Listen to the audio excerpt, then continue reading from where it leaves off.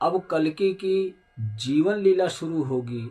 और कल्कि इस शरीर में रहता है, मतलब ये कि मेरे शरीर में रहता है, मतलब ये कि विष्णु की शक्ति मेरे शरीर में कार्य करती है। इस शरीर के माध्यम से दुनिया को बदलना है, सत्य के मार्ग पर वापस लेकर आना है और अधर्म को इस दुनिया से मिटाना है।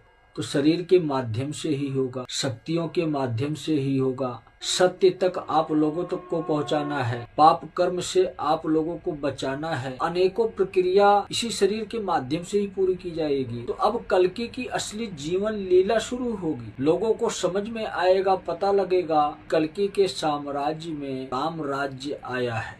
मतलब ये शिव के साम्राज्य में राम राज्य आएगा।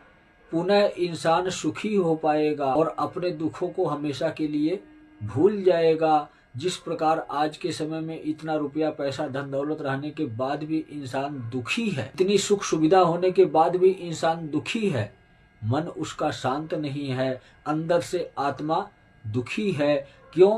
क्योंकि वह कर्जवान है। तो समझो आप लोग मेरी बातों को। यह लीला आप लोगों की समझ में नहीं आएगी, क्योंकि सारे रहस्य समय से पहले बताए नहीं जाते हैं।